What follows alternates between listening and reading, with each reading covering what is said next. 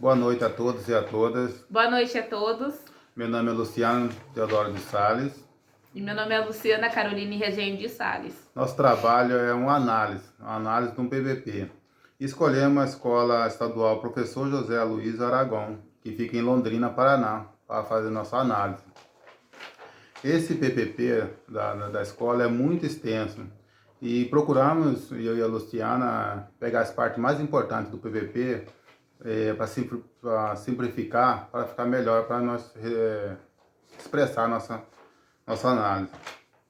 Esse PPP da escola, ele tem como objetivo, ou o que defende, o que acredita, e é muito interessante, porque eles defendem a coletividade. O que seria a coletividade? É a participação de todos, a diretora, coordenadores, professores, ou pessoas que trabalham em serviços gerais, tanto faz internamente como externamente, os pais, dos alunos, todos estão envolvidos nesse PPP. Mas para que isso? Para poder, em conjunto, todos opinar sobre o PPP e chegar na melhor decisão possível. A melhor decisão será acatada. Isso eu achei muito interessante nesse PPP. Não só uma pessoa que decide, mas o coletivo que é essencial. Também o PPP vem falando que antes o ensino fundamental era de 8 anos e agora ele prolongou, é de 9 anos, sendo obrigatório na rede pública e estadual, trazendo uma segurança que a pessoa tenha maior tempo para o convívio na escola. Achei muito interessante também. O PPP também, desse novo modelo de 9 anos, o ensino fundamental, ele tem várias linguagens a enfrentar, não só na linguagem, mas também na escrita também.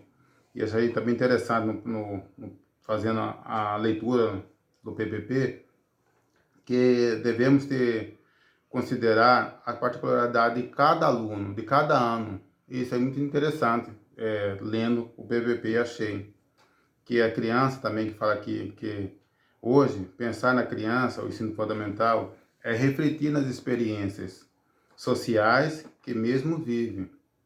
Ou a criança possui imaginação, fantasia, e não mais importante, a criança faz parte da infância humana, ou seja, nós faz pensar que o homem teve infância, por isso a infância deve ser trabalhada completamente e profundamente no ensino fundamental, pois é nesse período que a criança está desenvolvendo para ser um cidadão pleno em seus direitos e deveres. Agora eu vou estar falando sobre a interação entre família e instituição. Entre a família, os pais, os avós, os tios e a escola. Bom, no PPP, a escola fala que é muito significativa a relação entre a família e a escola. Ou seja, eles têm uma relação muito boa, onde os pais participam dos projetos que a escola oferece, não só em datas comemorativas, mas também durante a semana, para ver como seu filho está na escola, para ver suas notas. Então isso acontece muito. Os pais, eles participam ativamente da vida dos filhos na escola. Também eu achei interessante que fala também que os pais, eles sempre relatam que eles estão satisfeitos com o espaço físico da escola, com a estrutura da escola, com a educação que os seus filhos estão recebendo lá na escola.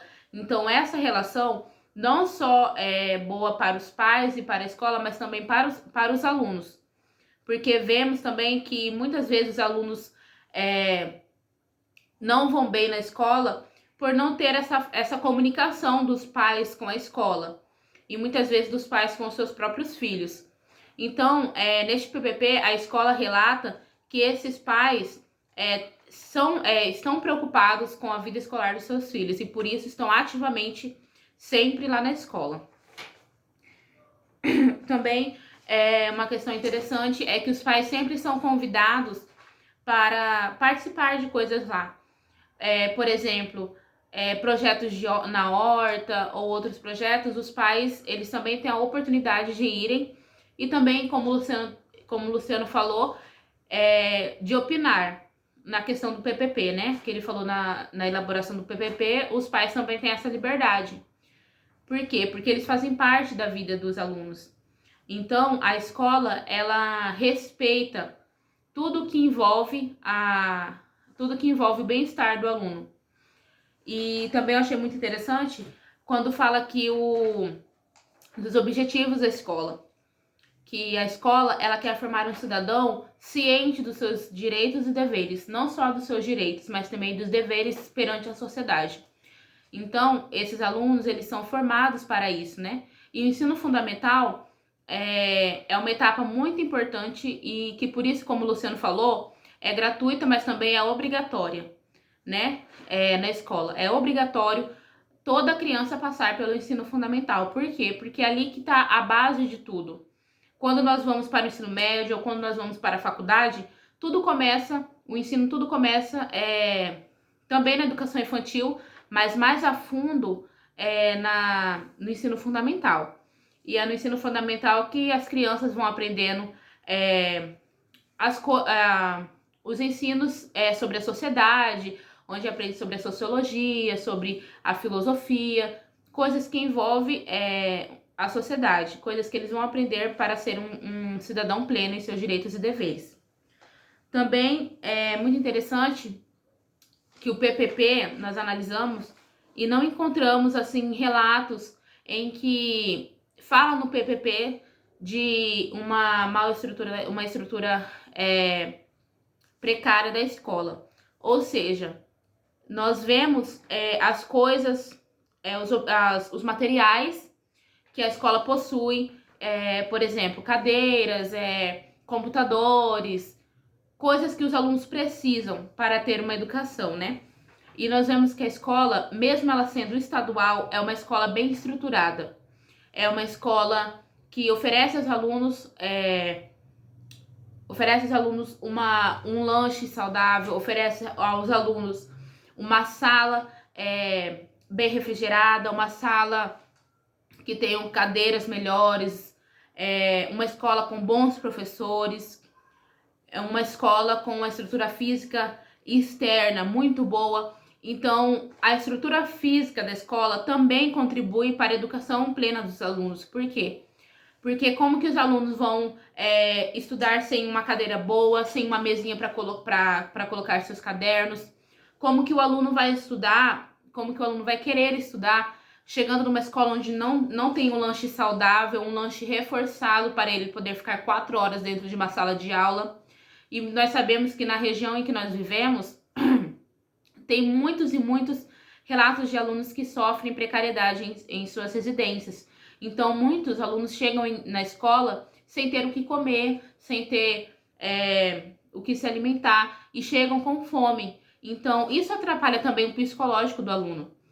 E também é muito interessante ver que a escola ela se preocupa em todos esses meios que o aluno tem para poder estudar, e ela se preocupa nisso.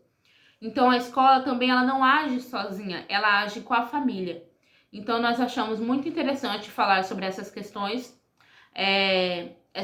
principais que achamos importante colocar nesta análise, porque o PPP ele foi feito não só para colocar os dados da escola, quantos alunos tem, quantos ar-condicionado tem, quantas salas tem, não só isso, colocar os dados e estatísticas da escola, mas também colocar as questões que a escola acredita, que a escola defende, porque para os pais terem uma confiança também na escola, para as pessoas que chegarem na escola e falar como que é a escola, o que a escola acredita, o que a escola ensina. O PPP é como se fosse um documento da escola. Então, é onde norteia tudo que a escola acredita. E pelo que nós analisamos, essa escola estadual, ela tem uma bela estrutura física e ela tem uma forte interação com a família. Então, isso é muito importante para a educação dos alunos. Nós agradecemos pela atenção. O Luciano também quer comentar.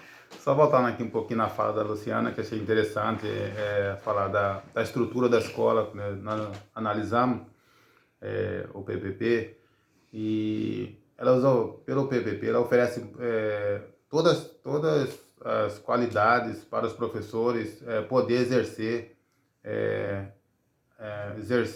o ensino. E no meu estágio que eu fiz de criança de 5 anos, eu pude perceber que teve crianças ali na sala de aula que vinham na escola só para poder se alimentar. E isso é triste, porque como que eles vão aprender, pensando só na comida? Como que eles vão concentrar nas atividades?